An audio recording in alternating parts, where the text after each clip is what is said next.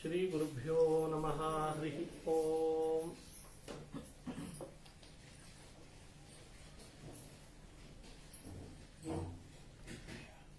ಶುದ್ಧಾನಂದೋರು ಸಂವಿದ್ಯುತಿ ಬಲಬಹುಲೋದಾರ್ಯ ವೀರ್ಯಾದಿದೇಹಂ ಚಿಂತಾ ಸಂತಾಪಲೇಪೋದ್ಭವ ಮೃತ್ಯುಮುಖರಾಶೇಷ ದೋಷಾತಿದೂರಂ ಸದ್ಭಿರ್ವೈರಾಗ್ಯ ಭಕ್ತಿ ಶ್ರುತಿಮತಿ ನಿಯತಧ್ಯಾನ ಜಜ್ಞಾನ ಯೋಗಾತ್ ಗಮ್ಯಂ ವಂದೇ ಮುಕುಂದಾಭಿಧಮಲಮಲಂ ಬ್ರಹ್ಮ ವೇದಾಂತ ವೇದ್ಯಂ ಅಭ್ರಮಂ ಭಂಗರಹಿತಂ ಅಜಡಂ ವಿಮಲಂ ಸದಾ ಆನಂದತೀರ್ಥಮತುಳಂ ಭಜೆ ತಾಪತ್ರಯಾಪಹಂ ಮೂಕೋಪಿ ಯತ್ಪ್ರಸಾದೇನ ಮುಕುಂದ ಶಯನಾಯತೆ ರಾಜರಾಜಾಯತೆ ರಿಕ್ತೋ ರಾಘವೇಂದ್ರಂ ತಮಾಶ್ರಯೇ ಆಪಾದಮೌಲಿಪರ್ಯಂತಂ ಗುರುಣಾಮಾಕೃತಿಂ ಸ್ಮರೇತ್ ತೇನ ವಿಘ್ನಾಃ ಪ್ರಣಶ್ಯಂತಿ ಸಿದ್ಧ್ಯಂತಿ ಚ ಮನೋರಥಾಃ. ಶ್ರೀ ಹರಿವಾಯು ಗುರುಗಳ ಚರಣಾರವಿಂದಗಳಲ್ಲಿ ಭಕ್ತಿಪೂರ್ವಕ ಪ್ರಣಾಮಗಳನ್ನು ಅರ್ಪಿಸಿ ವಾದಿರಾಜರ ರುಕ್ಮಿಣೀಶ್ ವಿಜಯದಲ್ಲಿ ರುಕ್ಮಿಣೀ ದೇವಿ ಬರೆದ ಪತ್ರದ ಬಗ್ಗೆ ನೋಡ್ತಾ ಇದ್ವಿ. ಅವಳು ಪತ್ರದಲ್ಲಿ ಹೇಳ್ತಾ, ಚರಣಾಂಕ ಕೃತಾಂ ಮಾಂಚ ರಣಾಂಗಣತೋ ನಯ. ರಣಾಂಗಣತಃ ನಯ ಅಂತಂದ್ರೆ ಯುದ್ಧ ಭೂಮಿಯಿಂದ ನನ್ನನ್ನು ಒಯ್ಬೇಕು ಅಂತ, ಯುದ್ಧ ಮಾಡಬೇಕು ಅಂತ ಅಪೇಕ್ಷೆ ಇತ್ತು ರುಕ್ಮಿಣಿಗೆ. ಸಹಜವಾಗಿ ಏನನ್ನಿಸ್ತದೆ, ಹೀಗ್ಯಾಕೆ ಯುದ್ಧವನ್ನು ಬಯಸ್ತಾಳೆ? ಹಾಗೆ ಕೃಷ್ಣ ನನ್ನನ್ನ ಕರ್ಕೊಂಡು ಹೋಗು ಅಂದ್ರೆ ಕೃಷ್ಣ ಬರ್ತಿದ್ದ, ಕರ್ಕೊಂಡು ಹೋಗ್ತಿದ್ದ. ಒಂದು ವಿಷಯ ಅರ್ಥ ಮಾಡಿಕೊಳ್ಬೇಕು. ಕ್ಷತ್ರಿಯರಾದವರಿಗೆ ಕನ್ಯೆ ಹುಟ್ಟಿದಾಗ ವಿವಾಹ ಮಾಡಿಕೊಡೋದಾದ್ರೆ ಶೌರ್ಯವನ್ನು ಪರೀಕ್ಷೆ ಮಾಡಬೇಕು, ಪರಾಕ್ರಮವನ್ನು. ಅದು ಶುಲ್ಕ. ಹಾಗಾಗಿ ಕೃಷ್ಣನಿಂದ ರುಕ್ಮಿಣಿ ನಿನ್ನ ಪರಾಕ್ರಮ ಶುಲ್ಕ ಕೊಟ್ಟು ನನ್ನ ಕರ್ಕೊಂಡು ಹೋಗು ಅಂತ ಅಭಿಪ್ರಾಯ. ಯಾಕೆಂದ್ರೆ ನಾವು ಕ್ಷತ್ರಿಯರಲ್ಲಿ ಬಂದಿದ್ದೇವೆ, ಕ್ಷತ್ರಿಯ ಕುಲಕ್ಕೆ ಉಚಿತವಾದದ್ದು ಯುದ್ಧ ಅಂತ ತೋರಿಸ್ಲಿಕ್ಕೆ ರಣಾಂಗಣತಃ ನಯ. ಭಾಗವತದಲ್ಲಿ ಹೇಳುವಾಗ ನನ್ನನ್ನ ರಾಕ್ಷಸ ವಿಧಿಯಂತೆ ವಿವಾಹ ಮಾಡ್ಕೊಂತ ಕೇಳ್ಕೊಂಡಿದ್ದಾರೆ. ತ್ವಂ ರಾಕ್ಷಸೇನ ವಿಧಿನಾ ಅಂತ ಭಾಗವತದ ಪತ್ರದಲ್ಲಿ ಇರುವ ಮಾತು. ಇವತ್ತು ರಾಕ್ಷಸ ವಿಧಿ ಅಂತ ಶಬ್ದ ಕೇಳಿದ ಕೂಡಲೇ ನಮಗೇನು ಅನಿಸ್ತದೆ? ಏನಪ್ಪ ರುಕ್ಮಿಣಿ ರಾಕ್ಷಸ ವಿಧಿಯಂತೆ ವಿವಾಹ ಮಾಡ್ಕೊಳ್ತೀನಿ ಅಂತಾಳಲ್ಲ. ಮಹಾಭಾರತದಲ್ಲಿ ವಿವಾಹವನ್ನು 8 ತರ ಅಂತ ಹೇಳಿದ್ದಿದೆ. ಧರ್ಮಶಾಸ್ತ್ರಗಳಲ್ಲೂ ವಿವಾಹ 8 ತರ ಅಂತ ಹೇಳಿದ್ದಿದೆ. ಅದರಲ್ಲಿ ಬ್ರಾಹ್ಮಣ, ಪ್ರಾಜಾಪತ್ಯ, ಗಾಂಧರ್ವ, ರಾಕ್ಷಸ ಹೀಗೆ ವಿವಾಹಗಳ ವಿಭಾಗವನ್ನು ತೋರಿಸ್ತಾ ಗಾಂಧರ್ವ, ಪ್ರಾಜಾಪತ್ಯ ಹಾಗೂ ರಾಕ್ಷಸ ಅಂತ ವಿವಾಹಗಳನ್ನು ವಿಭಾಗ ಮಾಡಿ ಹೇಳಿದ್ರು.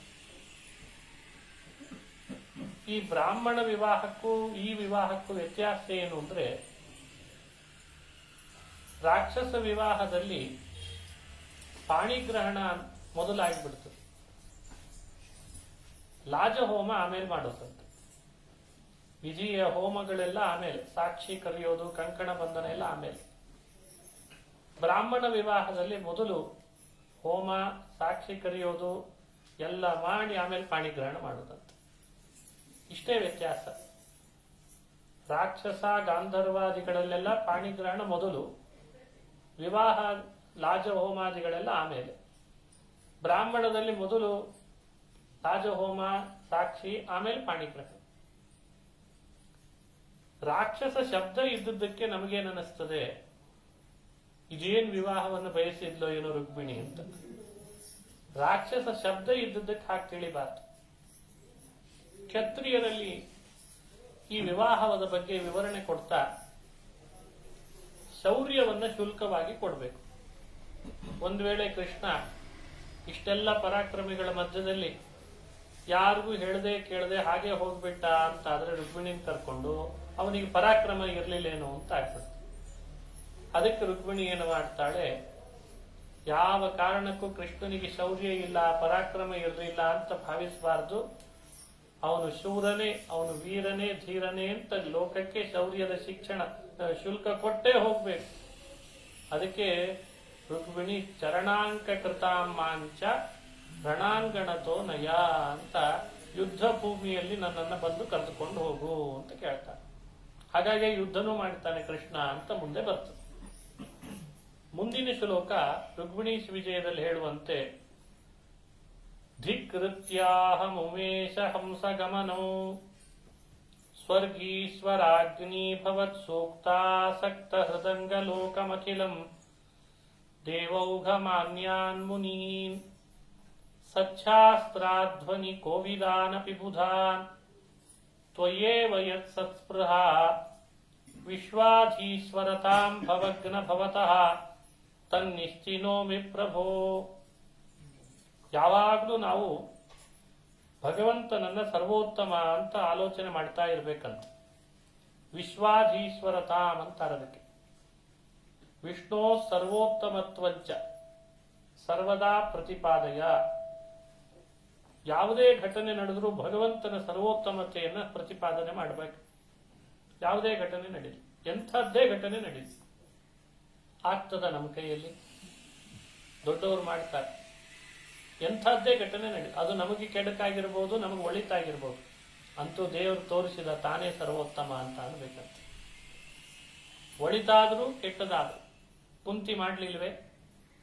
ಕುಂತಿ ತನಗೆ, ತನ್ನ ಮಕ್ಕಳಿಗೆ, ತನ್ನ ಬಂಧುಗಳಿಗೆ ಏನೇ ಆದ್ರೂ ದೇವರು ಸರ್ವೋತ್ತಮ ಅಂತ ತೋರಿಸ್ಲಿಕ್ಕೆ ಮಾಡಿದ್ದಾನೆ ಅಂತಿದ್ದಂತೆ. ನಮಗದು ಬರಲ್ಲ. ಅದಕ್ಕೆ ಅವಳು ಕೊನೆಗೆ ಹೇಳುವಾಗ ಕೃಷ್ಣನನ್ನ, ಅದಕ್ಕೆ ಈಗೇನು ಹಿಂದೆಲ್ಲ ಕೊಟ್ಟಿದ್ದ ದುಃಖಗಳನ್ನ ಇನ್ನೂ ಮುಂದುವರೆದು ಅದನ್ನೇ ಕೊಟ್ಬಿಡು ಅಂತ ಕೇಳಿದ್ಲಂತೆ. ಯಾಕೆ ಅಂತ, ನೀನ್ ಸರ್ವೋತ್ತಮ ಅಂತ ನನಗೆ ಯಾವಾಗಲೂ ಸ್ಮರಣೆಯಲ್ಲಿ ಇರ್ತದಲ್ಲ ಅದಕ್ಕೆ ಅಂತ. ವಿಷ್ಣು ಸರ್ವೋತ್ತಮತ್ವಂಚ ಸರ್ವದಾ ಪ್ರತಿಪಾದೆ. ಸೋಲಾಗ್ಲಿ ದೇವರು ಸರ್ವೋತ್ತಮ ಅಂತ ತೋರಿಸಿದ, ಗೆಲುವಾಗ್ಲಿ ದೇವರು ಸರ್ವೋತ್ತಮ ಅಂತ ತೋರಿಸಿದ, ಲಾಭ ದೇವರು ಸರ್ವೋತ್ತಮ ಅಂತ ತೋರಿಸ್ಲಿಕ್ಕೆ ಮಾಡಿದ, ನಷ್ಟ ನಾನ್ ಸರ್ವೋತ್ತಮ ಅಂತ ತೋರಿಸ್ಲಿಕ್ಕೆ ಮಾಡಿದೆ ಅಂತ ಅನ್ಬೇಕಂತ. ದೇವರು ಸರ್ವೋತ್ತಮ ಅಂತ ತೋರಿಸ್ಲಿಕ್ಕೆ ಮಾಡ್ತಿರ್ತಾನೆ. ಜ್ಞಾನಿಗಳ ಯೋಚನೆಗೂ ಅಜ್ಞಾನಿಗಳ ಯೋಚನೆಗೂ ಇದೇ ವ್ಯತ್ಯಾಸ. ಇಟ್ಟಾಂಗ ಇರುವೇನೋ ಹರಿಯೇ, ಸಣ್ಣ ಶಾಲ್ಯೋದನ ಬೆಣ್ಣೆ ಕಾಸಿದ ತುಪ್ಪ. ಸಣ್ಣ ಶಾಲ್ಯೋದನ, ಸಣ್ಣಕ್ಕೆ ಅನ್ನ, ಬೆಣ್ಣೆ ಕಾಯಿಸಿದ ತುಪ್ಪ, ಅದನ್ನ ಇವತ್ತು ಊಟಕ್ಕೆ ಹಾಕಿಸಿದ. ಇಟ್ಟಾಂಗ ಇರುವೇನೋ ಹರಿ, ಅವ ಸರ್ವೋತ್ತಮ ಅಂತ ತೋರಿಸಿದಾನೆ. ಕದನ್ನಕ್ಕೆ ಬಾಯಿ ಬಿಡುವಿ ಎಂದು, ಯಾವುದೋ ಅಳಿಸಿದ ಅನ್ನ ಆದ್ರೂ ಹಾಕಪ್ಪ ಹಸಿವೆ ಆಗ್ತಾ ಇದೆ ಅಂತ ಬಾಯಿ ಬಡ್ಕೊಳ್ಳೋ ಹಾಕಿ ಮಾಡಿಬಿಡ್ತಾನಂತೆ. ಅಲ್ಲಿಯೂ ದೇವರು ಸರ್ವೋತ್ತಮ ಅಂತ ತೋರಿಸ್ತಾನಂತೆ. ಎಲ್ಲ ಭಗವಂತನ ಮಹಿಮೆನೇ ಅದು.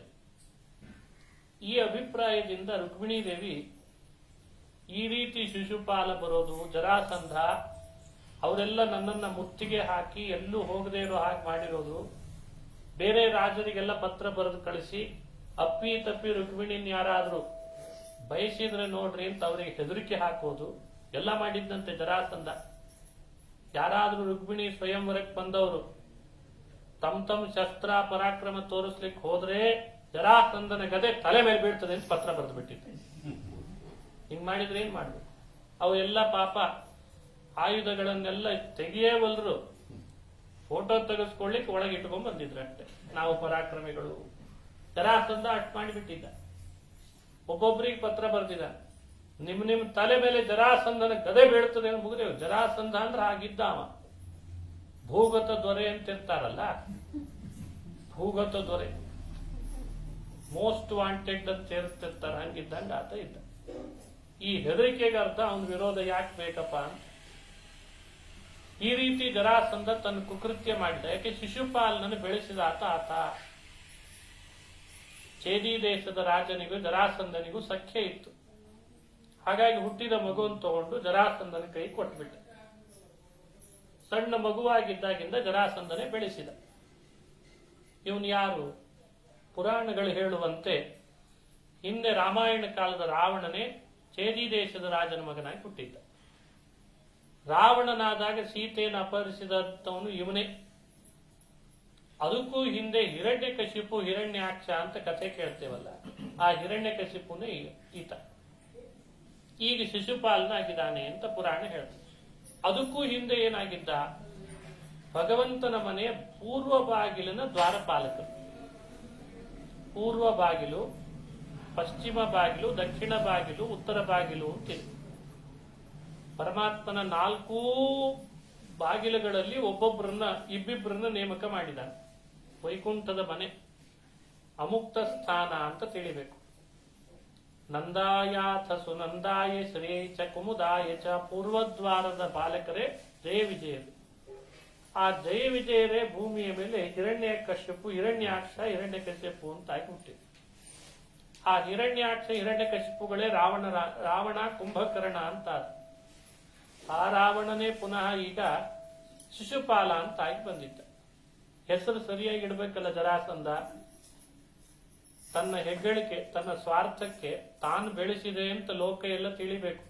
ಅದಕ್ಕೆ ಶಿಶುವಾಗಿದ್ದಾಗಲಿಂದಲೂ ನಾನೇ ಪಾಲನೆ ಮಾಡಿದ್ದೇನೆ ಅಂತ ಲೋಕ ಎಲ್ಲ ತಿಳಿಲಿ. ಅದಕ್ಕೆ ಶಿಶುಪಾಲ ಅಂತ ಹೆಸರಿಟ್ಟಂತೆ. ಶಿಶುವಾಗಿದ್ದಾಗಿಂದ ನನ್ನ ಪಾಲನೆಯಲ್ಲಿ ಬೆಳೆದವ. ಒಳಗಡೆಯಲ್ಲಿ ಜಯ ಅಂತ ಭಗವಂತನ ಮನೆ ಬಾಗಿಲು ಕಾಯುವವ.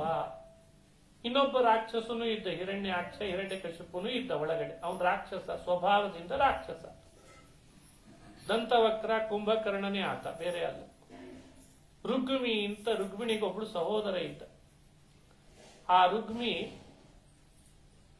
ಹಿರಣ್ಯಕಶಿಪುವಿನ ಕಾಲದಲ್ಲಿ ನಮುಚಿ, ಇಲ್ವಲ, ವಾತಾಪಿ ಅಂತ ಅವನ ಭೃತ್ಯರಿದ್ದರಂತೆ. ಅದರಲ್ಲಿ ಇಲ್ವಲ ಅನ್ನೋನು ರುಗ್ಮಿಯಾಗಿ ಬಿಟ್ಟು ಬಂದ್ಬಿಟ್ಟಿದ್ದ. ಇಲ್ವಲ ಅಸುರ. ಹೆಸರು ಹೆಂಗಿಟ್ಟಿದ ನೋಡಿ, ಇಲ್ವಲ್ಲ ಇಲ್ವಲ್ಲ. ಕನ್ನಡದಲ್ಲಿ ಇಲ್ವಲ್ಲ ಏನ್ ಹೇಳ್ಬೇಕಂತ ನಮಗೆ ಗೊತ್ತಾಗಲ್ಲ. ಹಂಗೆ ಇಲ್ವಲ್ಲ ಅಂತ ಇಟ್ಟಿದ್ದ. ಅವನು ರುಗ್ಮಿಯಾಗಿ ಹುಟ್ಟಿದ. ರುಗ್ಮಿಗೂ ಜರಾಸಂಧನಿಗೂ ಸಖ್ಯ. ಶಿಶುಪಾಲನನ್ ಜರಾಸಂಧ ಬೆಳೆಸಿದ್ದ. 21 ಬಾರಿ ಜರಾಸಂಧ ಕೃಷ್ಣನಿಂದ ಸೋಲ್ತಾನೆ ಅಂತ ಇತಿಹಾಸ ಹೇಳ್ತದೆ. ಬಾರಿ ಬಾರಿ ಆಗಲೇ ಸೋತು ಬಿಟ್ಟಿದ್ದ ಜರಾಸಂಧ. ಅಕ್ಷೋಹಿಣಿ ಸೈನ್ಯ ತರ್ತಿದ್ದ, ಕೃಷ್ಣನ ಹತ್ರ ಸೋಲ್ತಿದ್ದ.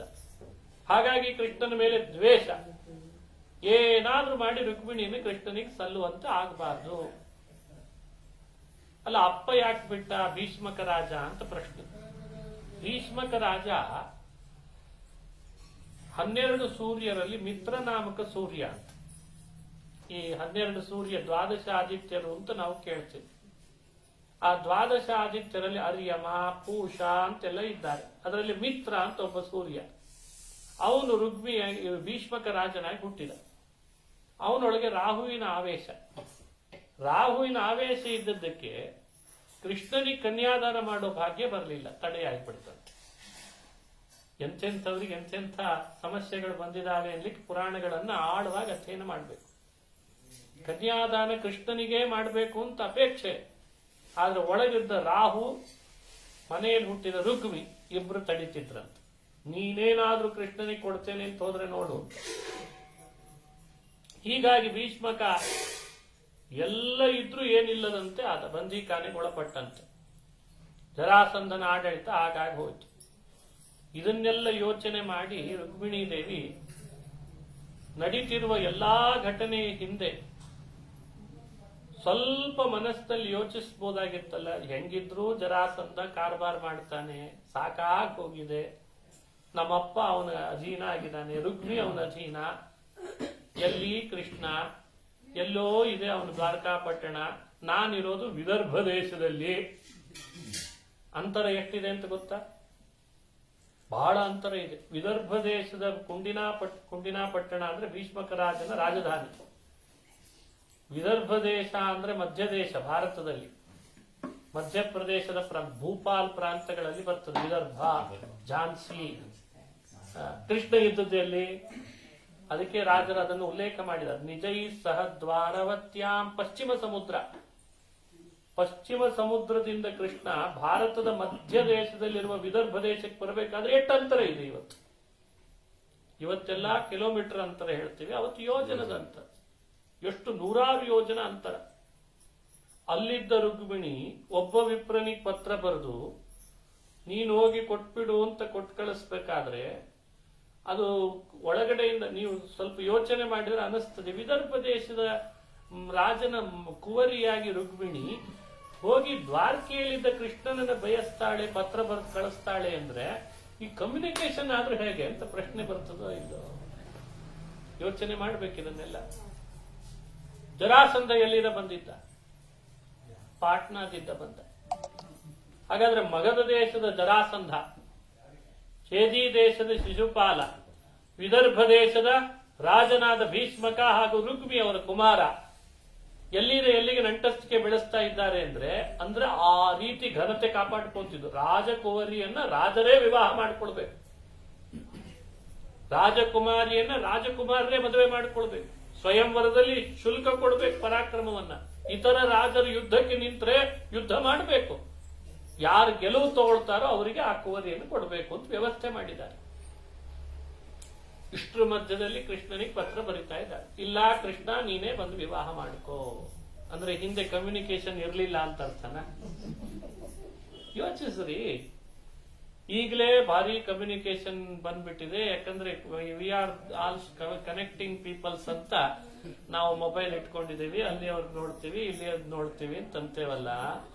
ಎಲ್ಲಿ ವಿದರ್ಭ ದೇಶ, ಎಲ್ಲಿ ದ್ವಾರಕಾ ಪಟ್ಟಣ, ಎಲ್ಲಿ ಬಿಹಾರ್ ಅಂತ ಮಗಧ ದೇಶ, ಎಲ್ಲ ಕಡೆ ಕನೆಕ್ಟಿಂಗ್ ಪೀಪಲ್ಸೇ ಇದ್ರು, ಎಲ್ಲರೂ ಕನೆಕ್ಟ್ ಆಗಿದ್ರು ಅಂತ ಅರ್ಥ ಆಗ್ತದೋ ಇಲ್ಲ?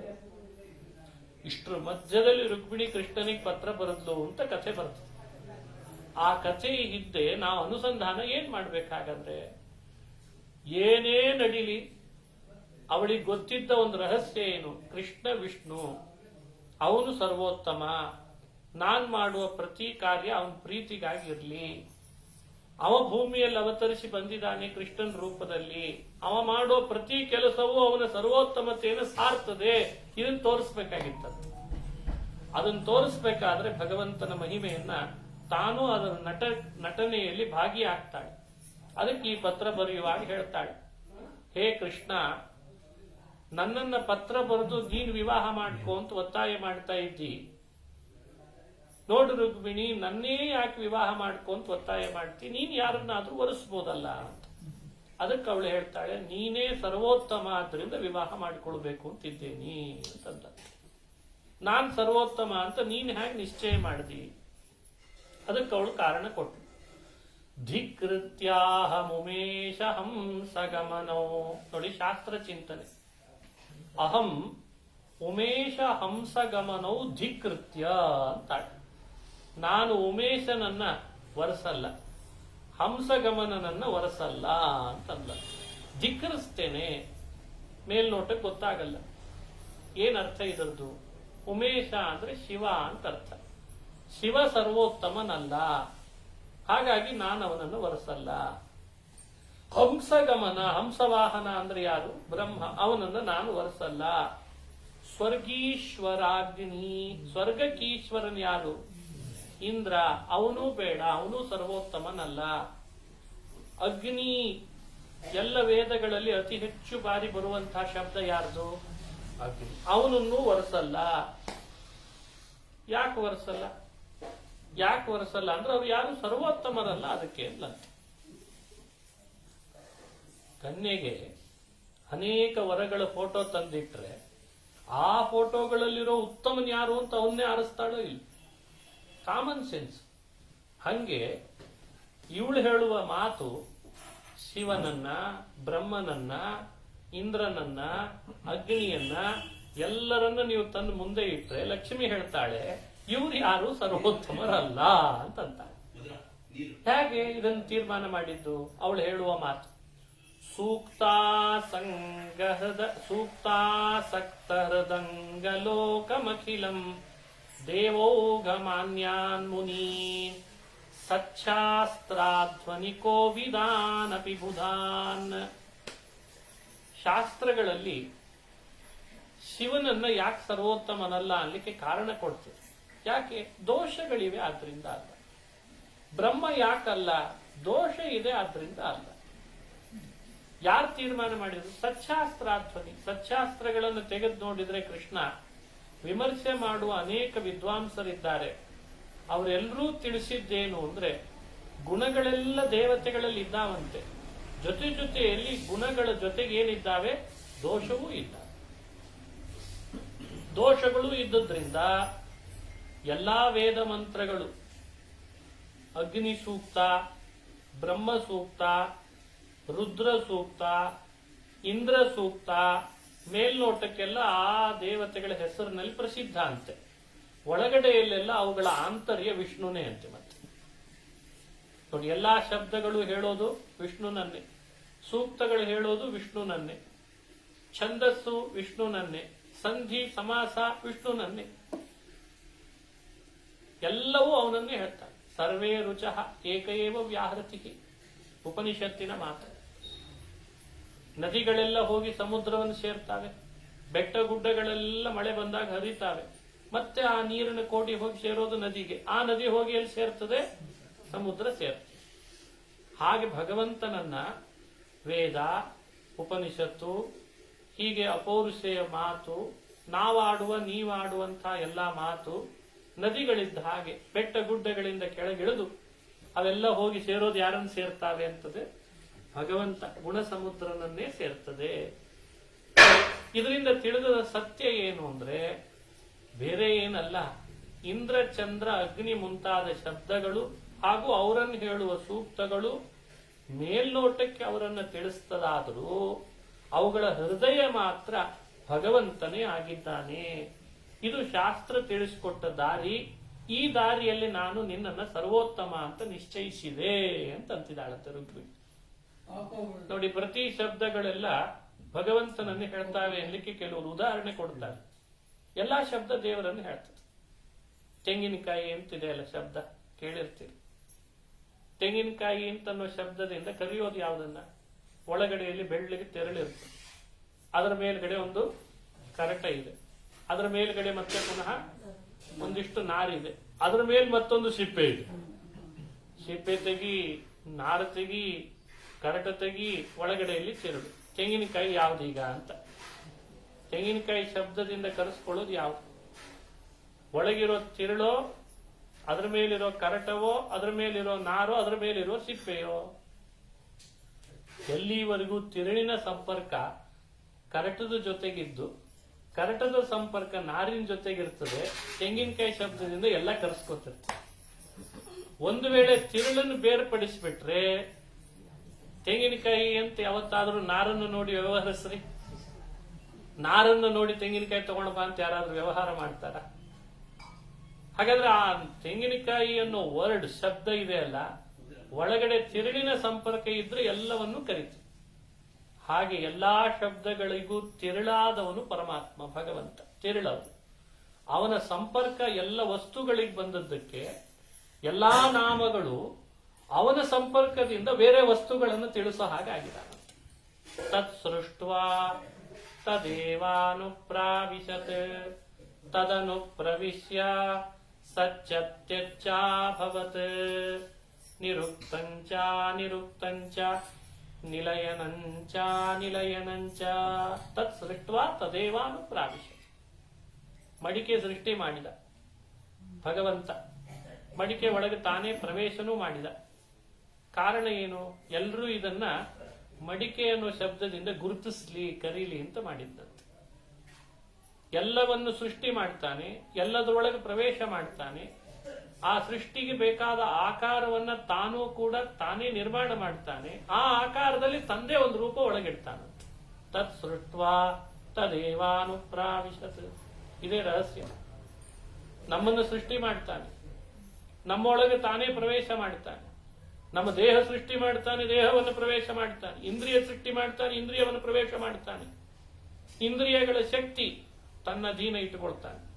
ದೇಹದೊಳಗಿರುವ ಚಲನವಲನ ತನ್ನ ಅಧೀನ ಇಡ್ತಾನೆ. ಜೀವ ಅವನೊಳಗಿದ್ದು ಅವನೊಳಗಿರುವ ಎಲ್ಲ ಚಲನವಲನ ತನ್ನ ಅಧೀನ ಇಟ್ಟುಕೊಳ್ತಾನೆ. ಇಟ್ಟುಕೊಂಡು ಎಲ್ಲ ನಡೆಸ್ತಾ ಇರ್ತಾನಂತೆ. ಹಾಗಾದ್ರೆ ನಾಮ ಯಾರ್ದು?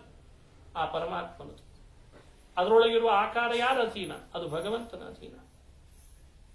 ಇಂದ್ರ ಚಂದ್ರಾದಿಗಳ ನಾಮ ಇಂದ್ರನೊಳಗೆ ಚಂದ್ರನೊಳಗಿದ್ದು ಅವರವರನ್ನು ಪ್ರೇರೇಪಿಸುವ ಭಗವಂತನದೇ ಹೊರತು ಅವರದೇ ಸ್ವತಂತ್ರ ನಾಮಗಳಲ್ಲ. ಯೋ ಧಾತಾ ಧಾಮಾನಿ ವೇದ ಭುವನಾನಿ ವಿಶ್ವಾ ಯೋ ದೇವಾನಾಂ ನಾಮಧ ಏಕ ಏವ ತಂಸಂ ಪ್ರಶ್ನಂ ಭುವನಾಯಂತ್ಯನ್ಯಾನ್. ಇದು ವೇದ ಮಂತ್ರ. ದೇವಾನಾಂ ನಾಮಧ, ದೇವತೆಗಳ ನಾಮಗಳೆಲ್ಲ ಪರಮಾತ್ಮನದೇ ಆದರೂ ದೇವತೆಗಳಿಗೋಸ್ಕರ ಅಂತ ವ್ಯವಸ್ಥೆ ಮಾಡಿರ್ತಾರಂತೆ. ಇವನದನ್ನು ಅವ ತಗೊಳ್ಳೋ ಹಾಗಿಲ್ಲ, ಮತ್ತೆ ಅವನದನ್ನು ಇವ ತಗೊಳ್ಳೋ ಹಾಗಿಲ್ಲ. ಅವನದನ್ನು ಅವನಿಗೆ ಕರಿಬೇಕು, ಇವನಿಗೆ ಕರಿಬೇಕು. ಈ ವ್ಯವಸ್ಥಾಪಕ ಯಾರು? ಪರಮಾತ್ಮ ಮಾಡಿರ್ತಾನೆ. ಸೂರ್ಯನನ್ನ ಸೂರ್ಯ ಅಂತ ಕರಿ. ಯಾಕೆ? ಅವನೊಳಗೆ ಅದಕ್ಕೆ ತಕ್ಕಂತೆ ರೂಪ ಇಟ್ಟಿದ್ದೇನೆ, ಆ ರೂಪಕ್ಕೆ ಆ ಹೆಸರು ಇದ್ದದ್ದಕ್ಕೆ ಅವನಿಗೆ ಆ ನಾಮ ಬರೋ ಹಾಗೆ ಮಾಡಿರ್ತಾನೆ. ಅಗ್ನಿಯನ್ನು ಅಗ್ನಿ ಅಂತ ಕರಿ. ಯಾಕೆ? ಅವನ ನಾಮ ಅಲ್ಲ, ನನ್ನ ನಾಮ. ಅವನೊಳಗೆ ಆ ರೂಪ, ಆ ನಾಮದಿಂದ ಕರೆಸ್ಕೊಳ್ಳೋ ರೂಪವನ್ನು ನಾನು ಇಟ್ಟಿದ್ದೇನೆ, ಅದಕ್ಕೆ ನನ್ನನ್ನ ಅಗ್ನಿ ಅಂತ ತಿಳಿ. ಬೇಕಾದಾಗ ಅವನು ಕರಿ. ಕರಿ ಬೇರೆ, ತಿಳಿ ಬೇರೆ ಅಂತಂತಾರೆ. ಬೇಕಾದಾಗ ಕರಿ ಅಷ್ಟೇ ಅಂಥೇಳಿ ಅವನೇ ಅಲ್ಲ, ತಿಳಿ ನನ್ನೇ ಕರಿಯೋದು ಅಂದ್ರೆ ಗೊತ್ತಲ್ಲ. ಸ್ವಾಹ ಅಂದ್ರೆ ಕರಿಯೋದು ಅಂತ ಅರ್ಥ. ದಿನನಿತ್ಯ ಸ್ವಾಹಾಕಾರ ಎಷ್ಟು ಸಲ ಹೇಳ್ತೇವೆ ಅಷ್ಟು ಭಗವಂತನನ್ನು ಕರಿತೇವೆ ಅಂತ ಅರ್ಥ. ಸ್ವಾಹ ಅಂದ್ರೆ ಏನರ್ಥ? ದೇವರಿಗೆ ಆಹ್ವಾನ ಕೊಟ್ವಿ ಅಂತ ಅರ್ಥ. ಸ್ವಾಹಾಕಾರ ಎಲ್ಲರೂ ಹೇಳಲಿಕ್ಕೆ ಅವಕಾಶ ಇಲ್ಲ, ಭಗವಂತನಿಗೆ ಅವಕಾಶ ಕೊಟ್ವಿ, ಪರಮಾತ್ಮನನ್ನ ಕರೆದ್ವಿ ಅಂತ ಹೇಳಿ ಅರ್ಥ. ಹಾಗಾಗಿ ಸ್ವಾಹ ಮಂತ್ರದಿಂದ ಪ್ರತಿ ಬಾರಿ ನೀವು ಹೇಳೋದೆಲ್ಲ ಭಗವಂತನಿಗೆ ಆಹ್ವಾನ ಅಂತ ಅಭಿಪ್ರಾಯ. ಈ ಅಭಿಪ್ರಾಯವನ್ನೆಲ್ಲ ಮನಸ್ಸಿನಲ್ಲಿಟ್ಟುಕೊಂಡು ಚರ್ಚೆ ಮಾಡಿದಾಗ ಲಕ್ಷ್ಮಿ ಹೇಳಿದ ಮಾತು ಎಷ್ಟು ಸತ್ಯ ನೋಡಿ. ಸೂಕ್ತಾಸಕ್ತ ಹೃದಂಗ ಲೋಕಮಖಿಲಂ. ಸೂಕ್ತಾಸಕ್ತ, ಆ ಸೂಕ್ತಗಳು ತಮ್ಮ ಹೃದಯದೊಳಗೆ ಆ ಭಗವಂತನನ್ನೇ ಭಾವವಾಗಿಟ್ಟುಕೊಂಡು ಹೊರಟದ್ದರಿಂದ ನಾನು ಈ ವೇದಗಳ ಪ್ರಮಾಣದ ಆಧಾರದ ಮೇಲೆ, ಅಪೌರುಷೇಯವಾದ ವೇದವಾಣಿ ಆಧಾರದ ಮೇಲೆ ವಿದ್ವಾಂಸರ ಚರ್ಚೆಯನ್ನ ಮನಗಂಡು ಬ್ರಹ್ಮಸೂತ್ರಗಳ ನ್ಯಾಯವನ್ನ ಅಳವಡಿಸಿಕೊಂಡು ನೀನೇ ಸರ್ವೋತ್ತಮ ಅನ್ನೋದನ್ನು ನಿಶ್ಚಯಿಸಿದ್ದೇನೆ. ವಿಶ್ವಾಧೀಶ್ವರತಾಂ ಭವಜ್ನ ಭವತಃ ತನ್ನಿಶ್ಚಿನೋಮಿ ಪ್ರಭೋ. ನೀನೇ ಸರ್ವೋತ್ತಮ ಅನ್ನೋದನ್ನು ನಿಶ್ಚಯಿಸಿಕೊಂಡಿದ್ದೇನೆ ಪ್ರಾರ್ಥನೆ ಮಾಡಿ. ಇದು ನಮಗ್ ಕೊಡುವ ಮತ್ತೊಂದು ಸಂದೇಶ. ಶಾಸ್ತ್ರದ ದೃಷ್ಟಿಯನ್ನು ಇಟ್ಟುಕೊಂಡೇ ಭಗವಂತನ ಸರ್ವೋತ್ತಮತೆಯನ್ನು ಆರಾಧನೆ ಮಾಡಬೇಕು. ಕುಳಿತಾಗ, ನಿಂತಾಗ, ನೋಡುವಾಗ, ನಲದಾಗ ದೇವರು ಸರ್ವೋತ್ತಮ ಅನ್ನೋದ್ರ ಚಿಂತನೆ ಅಂದ್ರೆ ಅದು ಬರೀ ನಾಲಿಗೆ ತುದಿಯ ಚಿಂತನೆ ಅಲ್ಲಂತೆ. ಅದು ಇಂಟರ್ನಲ್ ಆಗಿ ನಡಿಬೇಕಂತೆ. ಕಣ್ಣು ಅಳಗಾಡ್ತದೆ, ಕಾಲು ಅಳಗಾಡ್ತಾವೆ, ಜೂಮ್ ತುಂಬುತ್ತದೆ, ಕೂತಲ್ಲಿ ಕೂಡ್ಲಿಕ್ಕಾಗಲ್ಲ, ನಿಂತಲ್ಲಿ ನಿಲ್ಲಿಕ್ಕಾಗಲ್ಲ, ಆಹಾರ ಜೀರ್ಣ ಆಗ್ತದೆ, ರಕ್ತಗಳ ಸಂಚಾರ ನಡೀತದೆ, ಆಹಾರದಿಂದ ರಕ್ತಗಳು ಉತ್ಪತ್ತಿ ಆಗ್ತದೆ. ಅದರೆಲ್ಲದರ ಹಿಂದೆ ಒಂದೊಂದು ಭಗವಂತನ ಸರ್ವೋತ್ತಮತೆ ತಿಳಿವಳಿಕೆ ಬರಬೇಕಂತ. ಅದು ಬಂತು ಅಂದ್ರೆ ನಾವು ಸಾರ್ಥಕ, ಇಲ್ಲಿ ಸಾಧನೆ ಮಾಡಿದ ಸಾರ್ಥಕ ಅಂತ ಅರ್ಥ. ಹುಳಿ, ಉಪ್ಪು, ಖಾರ ಹೀಗೆ ವ್ಯಂಜನ ಪದಾರ್ಥಗಳು, ಆಹಾರ ಪದಾರ್ಥಗಳು, ಇನ್ನಿತರ ನೋಡುವಂತಹ ರೂಪ, ಅನುಭವಿಸುವ ಶಬ್ದ ಕಿವಿಗಳಿಂದ, ಎಲ್ಲದರ ಹಿಂದೆ ಭಗವಂತನ ಸರ್ವೋತ್ತಮತೆ ತಿಳುವಳಿಕೆಗೆ ಬರಬೇಕು. ಒಂದಾದ್ರೂ ನೆನಪಿಗೆ ಬರ್ತದ ನಮಗೆ? ಅಣು ರೇಣು ತೃಣ ಕಾಷ್ಟ ಪರಿಪೂರ್ಣ ಗೋವಿಂದ ಅಂದ್ರೆ ಅರ್ಥ ಏನದು? ಅರ್ಥ ಏನು? ಅಣು ರೇಣು ತೃಣ ಕಾಷ್ಟ ಪರಿಪೂರ್ಣ ಗೋವಿಂದ ನಿರ್ಮಲಾತ್ಮಕನಾಗಿರುವುದೇ ಆನಂದ. ನಿರ್ಮಲಾತ್ಮಕನಾಗಿದ್ದ ಅಣುರೇಣು ತೃಣಕಾಷ್ಟ ಪರಿಪೂರ್ಣ ಗೋವಿಂದ. ಯಾವ ವಸ್ತುಗಳನ್ನು ನೋಡು, ಯಾವ ಘಟನೆಗಳನ್ನು ಅನುಭವಿಸು, ಅಲ್ಲೆಲ್ಲ ಭಗವಂತನಿದ್ದಾನೆ. ಅವನ ಪರಿಪೂರ್ಣತೆ ಇದೆ, ಅವನು ನಿರ್ದೋಷನಾಗಿದ್ದಾನೆ ಅಂತ ಚಿಂತನೆ ಬರಬೇಕು. ಒಂದೊಳ್ಳೆ ಬಟ್ಟೆ ಹಾಕೊಂಡ್ರೆ, ಇಂಥ ಬಟ್ಟೆ ಹಾಕೊಂಡು ಲೋಕದಲ್ಲಿ ಹೋದಾಗ ನನಗೇ ಇಷ್ಟು ಗೌರವ ಕೊಡ್ತಾರೆ ಅಂದ್ರೆ ಬಟ್ಟೆನೇ ಸೃಷ್ಟಿ ಮಾಡಿದ ಆ ದೇವರು ಎಂಥ ಸರ್ವೋತ್ತಮನಿರಬೇಡ ಅಂತ. ಈ ಒಂದು ಪದವಿಯಲ್ಲಿ ಕೂಡಿಸಿದ್ದಕ್ಕೆ ನನ್ನಂಥವನಿಗೆ ಇಷ್ಟು ಜನ ನಮಸ್ಕಾರ ಮಾಡ್ತಾರೆ ಅಂದ್ರೆ ಈ ಪದವಿನೇ ಸೃಷ್ಟಿ ಮಾಡಿದಲ್ಲ ಭಗವಂತ ಎಂಥ ಸರ್ವೋತ್ತಮನಿರಬೇಡ. ಹೀಗೆ ದೇವತೆಗಳು ಯಾವಾಗಲೂ ಆರಾಧನೆ ಮಾಡ್ತಾರೆ ಪರಮಾತ್ಮನನ್ನು. ಭಗವಂತ ನನ್ನ ಇಂದ್ರ ಪದವಿಯಲ್ಲಿ ಕೂಡಿಸಿದ್ದಿ, ನಿನ್ನ ಆದೇಶ ಅಂತ ಇದನ್ನು ನಾನು ಪಾಲನೆ ಮಾಡ್ತಿದ್ದೇನೆ ಅಷ್ಟೇ. ಸೂರ್ಯ, ಹೇ ದೇವರೇ ನಾರಾಯಣ, ನಿನ್ನ ಮಹಿಮೆ ಇದು, ನೀನು ಕೂಡಿಸಿದ್ದಿ, ನಿನ್ನ ಆದೇಶ ಪಾಲನೆ ಮಾಡ್ತೇನೆ. ನೀನಲ್ವೇ ಸರ್ವೋತ್ತಮ. ಇಂಥ 100 ಪದವಿಗಳನ್ನು ಆಡೋನು ನೀನು, ಸೃಷ್ಟಿ ಮಾಡಿದವನು ನೀನು. ಹೀಗೆ ಚಿಂತನೆ ಬರಬೇಕು. ಇದೇ ವೇದರಾಶಿಗಳು ಮಾಡಿಸ್ತಾವೆ ನಮ್ಮಿಂದ. ನೀರು ಕುಡಿಯುವಾಗ, ಭೂಮಿಯಲ್ಲಿ ಮಲಗುವಾಗ, ಆಕಾಶದಲ್ಲಿ ಸಂಚರಿಸುವಾಗ, ವಿಹಾರ ಮಾಡುವಾಗ, ಗಾಳಿಯನ್ನು ಅನುಭವಿಸುವಾಗ, ಸೂರ್ಯನ ಕಿರಣಗಳನ್ನು ಅನುಭವಿಸುವಾಗ, ಚಂದ್ರನ ಕಿರಣಗಳನ್ನು ಅನುಭವಿಸುವಾಗ, ಧಾನ್ಯಗಳನ್ನು ಬೆಳೆದದ್ದನ್ನು ನೋಡಿದಾಗ, ಬೆಳೆದ ಧಾನ್ಯಗಳನ್ನು ಹೆಚ್ಚುವಾಗ, ಕೊಚ್ಚುವಾಗ, ಬೇಯಿಸುವಾಗ, ಬೇಯಿಸಿದ್ದನ್ನು ತಿನ್ನುವಾಗ, ಎಲ್ಲ ಕಡೆಯಲ್ಲಿ ಭಗವಂತನನ್ನು ನೋಡಬೇಕು. ಏನ್ ಅದ್ಭುತ, ಏನ್ ಅದ್ಭುತ. ಅವಾಗ ಮನಸ್ಸಿಗೆ ಆನಂದ ಆಗಲಿಕ್ಕೆ ಶುರುವಾಗುತ್ತೆ. ಒಳಗಿರೋ ಈ ಅದ್ಭುತ ತಿಳುವಳಿಕೆ ಆನಂದವೇ ಕಳ್ಕೊಂಡ್ವಲ್ಲ ಅನ್ನೋದು ದೊಡ್ಡ ದುರಂತ ನಮಗೆ. ಅದಕ್ಕೆ ಆನಂದ ಆನಂದ ಮತ್ತೆ ಪರಮಾನಂದ ಅಂದ್ರವ್ರು. ಮತ್ತೆ ಪರಮಾನಂದ, ಮತ್ತೆ ಪರಮಾನಂದ ಅಂತಾರೆ. ಯಾಕೆ? ಗುಣಚಿಂತನೆ, ಧರ್ಮ ಚಿಂತನೆ, ಮಹಿಮೆಯ ಚಿಂತನೆ, ಚೇಷ್ಟೆಗಳ ಚಿಂತನೆ. ಇದ್ಯಾವುದೂ ಸುಳ್ಳಲ್ಲ. ಹಿನ್ನೆಲೆಯಲ್ಲಿ ಪ್ರಮಾಣಗಳ ಆಧಾರ ಇದ್ದಾವಲ್ಲ. ಗಾಮಾವಿಶ್ಯ ಚ ಭೂತಾನಿ ಧಾರಯಾಮ್ಯಹಮೋಜಸ ಉಷ್ಣಾಮಿತ್ಯೌಷಧಿ ಸರ್ವಾಹ ಸೋಮೋ ಭೂತ್ವಾ ರಸಾತ್ಮಕಃ. ಎಲ್ಲ ಪ್ರಮಾಣಬದ್ಧವಾದ ಸಿದ್ಧಾಂತ. ಹೀಗೆ ಭಗವಂತನ ಪಾರಮ್ಯವನ್ನು ಅನುಸಂಧಾನ ಮಾಡಬೇಕು. ಅದನ್ನು ಹೇಳಿಕೊಟ್ಲು. ಪತ್ರ ನೆಪ ಮಾತ್ರ. ನೀನು ಸರ್ವೋತ್ತಮ ಅನ್ನೋದನ್ನ ನಾನು ಹೀಗೆ ನಿಶ್ಚಯಿಸಿಕೊಂಡಿದ್ದೇನೆ ಅಂತ ಆಡಂತೆ ರುಕ್ಮಿಣಿದೇವಿ. ಆಯ್ತು, ನೀನೇ ಸರ್ವೋತ್ತಮ ಆದ್ರಿಂದ ನನ್ನನ್ನ ನೀನೇ ಕರೆದುಕೊಂಡು ಹೋಗ್ಬೇಕು. ಸರ್ವೋತ್ತಮನನ್ನಲ್ಲದೆ ಇನ್ಯಾರನ್ನು ಬಯಸ್ಬೇಕು ನಾನು? ಒಂದಂಶ. ಎರಡನೇ ಅಂಶ, ಯಾಕೆ ಬೇಡ ನಿನಗೆ ಬ್ರಹ್ಮ? ಯಾಕೆ ಬೇಡ ನಿನಗೆ ಶಿವ? ಯಾಕೆ ವಿವಾಹ ಮಾಡಿಕೊಳ್ಳಲ್ಲ ಅಂತಿದ್ದಿ? ಸೂರ್ಯನನ್ನೋ ಚಂದ್ರನನ್ನೋ ಹಿರಿಯ ಹಿರಿಯ ಸ್ಥಾನದಲ್ಲಿ ಇದ್ದಾರಷ್ಟೇ. ಅದಕ್ಕೆ ರುಕ್ಮಿಣಿ ಹೇಳ್ತಾಳೆ, ತನ್ನನ್ನು ಪರಿಚಯಿಸಿಕೊಳ್ಬೇಕು. ಅವ್ರು ಯಾರು ಯಾಕೆ ಬೇಡ ವರನಾಗಲಿಕ್ಕೆ ಅಂತ ಕಾರಣ ಕೊಡಬೇಕು. ನೀನೇ ಯಾಕೆ ಬೇಕು ಅಂತ ಅನ್ನೋದು ನಿಶ್ಚಯ ಆಗಬೇಕು. ಅದಕ್ಕೆ ಪತ್ರ ಬರಲಂತೆ. ಶಂಭು ಪುತ್ರ ಸಮಃ. ದೇವಲೋಕ ಬಹಳ ದೊಡ್ಡದು. ದೇವತೆಗಳು ಬಹಳ ಜನ ಇದ್ದಾರೆ. ನಾನು ಯಾವುದೋ ಒಬ್ಬ ದೇವತೆ ನನಗೆ ವರನಾಗಲಿ ಅಂತ ಬಯಸ್ತಾ ಇಲ್ಲ ಕೃಷ್ಣ. ನೀನೇ ನನಗೆ ವರನಾಗಬೇಕು ಅಂತಿದ್ದೀನಿ. ಕಾರಣ ಏನು ಅಂದ್ರೆ ಶಂಭು ಪುತ್ರ ಸಮಃ. ಸಂಸ್ಕೃತ ಕೋಶದಲ್ಲಿ ಶಂಭು ಶಬ್ದ ಶಿವ ಹಾಗೂ ಬ್ರಹ್ಮ ಇಬ್ಬರನ್ನೂ ಹೇಳ್ತದಂತೆ. ಅದಕ್ಕೆ ರಾಜರು ಚಮತ್ಕಾರ ಮಾಡಿ ಶಂಭು ಅನ್ನೋ ಶಬ್ದವನ್ನು ಬಳಸಿ ಮುಂದೆ ಪುರರಿಪುಹು ಅಂತ ಶಿವನಿಗೆ ಹೇಳುವ ಶಬ್ದ ಬೇರೆ ಬಳಸಿಬಿಟ್ಟು ಶಂಭು ಪುತ್ರ ಸಮಃ. ಬ್ರಹ್ಮ ನನಗೆ ಯೋಗ್ಯ ವರನಾಗಲಾರ, ಮಗನ ಸಮಾನ ಅಂತಂದಂತೆ. ಮಗ ಅಂದ್ರೆ ಗರ್ಭದಿಂದ ಹುಟ್ಟಬೇಕಲ್ಲ. ಅವ ನಿನ್ನ ಗರ್ಭದಿಂದ ಹುಟ್ಟಿದಾನೆ. ಕಮಲ ಸಂಭವ. ನಿನ್ನ ನಾಭಿ ಕಮಲದಿಂದ ಹುಟ್ಟಿದ್ದಕ್ಕೆ ಅವನು ನಿನಗೆ ಮಗನಾಗಬೇಕು. ಆದ್ರಿಂದ ನನಗೆ ಮಗನ ಸಮಾನನಾಗಬೇಕು ಅಂತಂತೆ. ಶಂಭು ಪುತ್ರ ಸಮಃ. ಮಗನಿಗೆ ಸಮಾನನಾದವನನ್ನು ವರನಾಗ್ಲಿಕ್ಕೆ ಹೇಗೆ ಸಾಧ್ಯ? ಇದು ಒಂದರ್ಥ. ಇನ್ನೊಂದರ್ಥ, ಈ ಬ್ರಹ್ಮ ನನ್ನ ಮಗನಿಗೆ ಸಮಾನನಾಗ್ತಿದ್ದಾನೆ, ಇದು ನನ್ನ ಮಹಿಮೆ ಅಂತ ಹೇಳಿದ್ಲಂತೆ. ಜಗತ್ತನ್ನೆಲ್ಲ ಸೃಷ್ಟಿ ಮಾಡಿದ ಬ್ರಹ್ಮ ಇದ್ದಾನಲ್ಲ, ಅವ ನನ್ನ ಮಗನಿಗೆ ಸಮಾನ. ಇದು ನನ್ನ ಪರಿಚಯ. ಈ ಪರ್ಸನಾಲಿಟಿ ಪರಿಚಯ ಅಂತ ಒಂದಿರ್ತದೆ. ಕ್ಯಾರೆಕ್ಟರ್ ಸರ್ಟಿಫಿಕೇಟ್ ಅಂತ ಕೇಳ್ತಾರಲ್ಲ, ಹಾಗಿದ್ದೆ. ಅಥವಾ ಪ್ರೊಫೈಲ್ ಅಂತ ಹೆಸರು ಇಟ್ಟಿದಾರಲ್ಲ ಈಗೆಲ್ಲ ಅದನ್ನ. ಹಾಗೆ ಪ್ರೊಫೈಲ್, ನಂದೇನ್ ಪ್ರೊಫೈಲು? ಲೋಕವನ್ನೆಲ್ಲ ಸೃಷ್ಟಿದ ಬ್ರಹ್ಮ ನನ್ನ ಮಗನಿಗೆ ಸಮಾನ. ಸಮೇ ಪುರರಿಪುಹು ಪೌತ್ರ. ಲೋಕವನ್ನು ಸಂಹಾರ ಮಾಡಲಿಕ್ಕೆ ಅಂತ ಪ್ರಸಿದ್ಧನಾದ ಶಿವನಿದ್ದಾನಲ್ಲ, ಅವನು ಪೌತ್ರ, ನನ್ನ ಮೊಮ್ಮಗನಾಗಬೇಕು. ಇದು ನನ್ನ ಪರಿಚಯ ಅಂದ್ಲಂತೆ. ಮೂರನೇದ್ದು ಶಶಿ ಸೋದರ. ಜಗತ್ತನ್ನೆಲ್ಲ ಬೆಳಗಿಸ್ತಾನೆ. ರಾತ್ರಿ ಆದಾಗ ತಂಪೆರಿತಾನಲ್ಲ, ಆ ಚಂದ್ರನೇ ನನ್ನ ಸಹೋದರ ಅಂತಂದಂತೆ. ಸಿಂಧುರ್ಮೇ ಜನಕಾಯಿತೋ.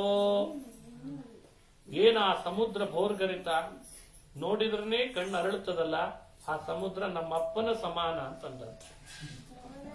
ಸಮುದ್ರ ನಮ್ಮಪ್ಪ, ಚಂದ್ರ ನನ್ನ ಸಹೋದರ. ಮಧುಸಖೋ ಮತ್ಸೂನು ಕಲ್ಪ ಪ್ರಭೋ. ಮಧುಸಖ. ಮಧುಸಖ ಅಂದ್ರೆ ಮನ್ಮಥ. ಅವನನ್ನು ವಿವಾಹ ಮಾಡ್ಕೊಳ್ತೀನು ಅಂದ್ರೆ ಇಲ್ಲ ಇಲ್ಲ, ಅವ ಮುಂದೆ ನನ್ನ ಮಗನಾಗಿ ಹುಟ್ಲಿಕ್ಕಿದ್ದಾನೆ ಅಂತ ಭವಿಷ್ಯ ನೋಡಿದ್ಲಂತ. ಭವಿಷ್ಯ ನೋಡಿದಿದ್ದಾನೆ. ಪ್ರದ್ಯುಮ್ನಾಗಿ ಮುಂದೆ ಅವನು ಹುಟ್ಟಬೇಕು ಅಂತ ವರ ಪಡೆದಿದ್ದಾನೆ. ಅದಕ್ಕೆ ಅವನು ನನ್ನ ಮಗನಾಗ್ತಾನೆ ಹೊರತು ನನಗೆ ವಿವಾಹಕ್ಕೆ ಯೋಗ್ಯನಲ್ಲ ಅಂತ ಒಂದು. ನಾನ್ ಯಾರು ಅಂತ ಪರಿಚಯ ಕೇಳಿದ್ರೆ ಇಷ್ಟೆಲ್ಲ ಇದೆ ನನ್ನ ಪರಿವಾರ ಅಂತ ಅಂತಾರೆ. ಆಮೇಲೆ ಅಂಬಾಹಂ ಸಕಲಸ್ಯ ಚೇತಿ ಕಮಲಾ ಅಹಂ ಸಕಲಸ್ಯ ಚ ಅಂಬಾ. ಇಲ್ಲೆಲ್ಲಿದೆ ನೋಡಿ ಮಾತಿನಲ್ಲಿ ಎಲ್ಲಾದ್ರೂ ಒಂದ್ ಕಡೆ ಮೌಢ್ಯ ಇದೆನಾ? ಅಂಧ ಪ್ರೇಮ ಅಲ್ಲ. ಇತ್ತೀಚೆಗೆ ಅದೊಂದು ಜಾಸ್ತಿ ಶುರು, ಅಂಧಭಕ್ತಿ ಅಂಧ ಪ್ರೇಮ. ಅಂದ್ರೆ ರೂಪಕ್ಕೆ ನೋಡಿ ಮರಳಾಗ್ತು ಅಂತ ಅರ್ಥ ಅಲ್ಲ, ಹಣ ಮರಳಾದ್ಲು ಅಂತಲ್ಲ, ಪದವಿಗೆ ಮರಳಾದ್ಲು ಅಂತ ಅರ್ಥ ಅಲ್ಲ. ಅವಿಚಾರಿತವಾಗಿ ಹೆಣ್ಣು ಯಾರನ್ನೋ ವಿವಾಹ ಮಾಡ್ಕೊಳ್ಬೇಕು ಅಂತ ಬಯಸಿದವಳಲ್ಲ ರುಕ್ಮಿಣಿ. ಸುವಿಚಾರಿತವಾಗಿ ಚೆನ್ನಾಗಿ ವಿಚಾರ ಮಾಡ್ತಾ ಇದ್ದಾಳು. ಅವನ್ ಯಾರು, ಇವನ್ ಯಾರು, ನಾನ್ ಯಾರು, ಅವ್ರು ಯಾರು ನನಗಲ್ಲ, ನೀನೇ ಯಾಕೆ, ಯಾಕೆ ನಾನ್ ಯಾರು, ಇದು ಬಹಳ ಮುಖ್ಯ ಅಂತ ವಿವಾಹ ಮಾಡಿಕೊಳ್ಳುವಾಗ. ನಾನ್ ಯಾರು ಈಗೆಲ್ಲ ಹರಡಿ ಹೋಗ್ಬಿಟ್ಟಿದೆ ಸಮಾಜದಲ್ಲಿ ಬಹಳ ಕಡಿಮೆ. ಇಂಟೆಲೆಕ್ಚುಯಲ್ ವಿಚಾರಧಾರೆಗಳು ಮನುಷ್ಯನಿಗೆ ಬಹಳ ಬೇಕು. ಅವ್ರು ಯಾರೋ ಅವ್ರ ಮನೇಲಿ ಒಬ್ಳು ಹೆಣ್ಮಗಳಿದ್ಲು, ಚೆನ್ನಾಗಿ ಓದಿದ್ಲು, ಒಳ್ಳೆ ಕೆಲಸ ಮಾಡಿದ್ಲು, ಅವನು ಇನ್ಯಾರನ್ನೋ ವಿವಾಹ ಮಾಡ್ಕೊಂಡ. ಅವಳು ಮಾಡ್ಕೊಂಡ್ಲು ಅಂತ ನಾ ಮಾಡ್ಕೋಬಾರ್ದಂತೆ. ಅದು ಅವಳು, ನೀನು ಅಂತ. ವರನೂ ಅಷ್ಟೇ, ಅವನ್ ಯಾರೋ ಒಬ್ಬ ಇದ್ದ, ಅವಳು ಯಾರೋ ಒಬ್ಬಳನ್ನ ನೋಡಿ ವಿವಾಹ ಮಾಡ್ಕೊಂಡ, ಅವ ಮಾಡ್ಕೊಂಡ ಅಂತ ನಾನಲ್ಲಂತೆ. ನೀನೇ ಅವನೇ. ಇದನ್ನೇ ಸ್ಪಷ್ಟಪಡಿಸ್ತಾಳೆ. ನಾನ್ ಯಾರು? ಅಂಬಾಹಂ ಸಕಲಸ್ಯ ಚೇತಿ ಜನನಿ. ನಾನು ಜಗತ್ತಿಗೆ ತಾಯಿಯ ಸ್ತರದಲ್ಲಿರುವವಳು. ನನ್ನಂಥವಳಿಗೆ ವರನಾಗಬೇಕಾದ್ರೆ ಅವ ತಂದೆಯ ಸ್ತರದಲ್ಲಿದ್ದವನೇ ಇರಬೇಕು. ಹೀಗೆ ಯೋಚನೆ ಮಾಡ್ಬೇಕಂತ ಅದನ್ನು ಹೇಳ್ಕೊಡ್ತಾಳೆ. ಅಂಬಾಹಂ ಸಕಲಸ್ಯ ಚೇತಿ ಜನನಿ. ಸಕಲಸ್ಯ ಚ ಅಹಂ ಅಂಬಾ. ಇಡೀ ಪ್ರಪಂಚದ ತಾಯಿಯ ಸ್ಥಾನ ನನಗೆ ನೀನು ಕೊಟ್ಟಿದ್ದಿ. ಕಮಲ ಕೃಷ್ಣೈಕಲಗ್ನಂ ಮನೋ ಭೃಂಗಂ ದರ್ಶಯಿತುಂ ಕೃತೋಗ್ರ ಶಪಥ ಸ್ವಂ ರೂಪಮಸ್ಪಷ್ಟಯತ್. ತನ್ನ ರೂಪವನ್ನು ಸ್ಪಷ್ಟಗೊಳಿಸಿ ಪತ್ರದಲ್ಲಿ ಹೇಳಿದ್ದಾಳೆ ಅಂತಾರೆ ವಾದರಾಜರು. ಸ್ವಂ ರೂಪಂ ಅಸ್ಪಷ್ಟಯತ್, ತಮ್ಮ ರೂಪವನ್ನೇ ಸ್ಪಷ್ಟಪಡಿಸಿದ್ಲು. ಅಂದ್ರೆ ತಾನು ಯಾರು ಅನ್ನೋದನ್ನ ಸ್ವಲ್ಪವೂ ಮುಚ್ಚಿಡದೆ ಸ್ಪಷ್ಟಪಡಿಸಿದ್ದಾಳೆ. ಇದು ಜಗತ್ತಿಗೆ ಬೇಕಾದದ್ದು. ಅಂದ್ರೆ ಎರಡಿದೆ ನಮ್ಮಲ್ಲಿ, ಎರಡು ದೋಷ ಇದೆ. ಒಂದು ಓವರ್ ಎಸ್ಟಿಮೇಟ್, ಇನ್ನೊಂದು underestimate. Bad thinkings, overestimates, underestimates. ತಾನು ಬಹಳ ದೊಡ್ಡ ಸ್ಥಾನದಲ್ಲಿದ್ದಾನೆ, ಆದ್ರೆ ಡಿಗ್ರೇಡ್ ಮಾಡಿ ಹೇಳ್ಕೊತಾನೆ, ನಮ್ದೇನಿಲ್ಲ ಬಿಡ್ರಿ, ನಾವೇನು. ಅರೆ ನೀನ್ ಇದ್ದೀಯೋ, ನೀನ್ ಒಳ್ಳೆ ಕುಲದಲ್ಲಿ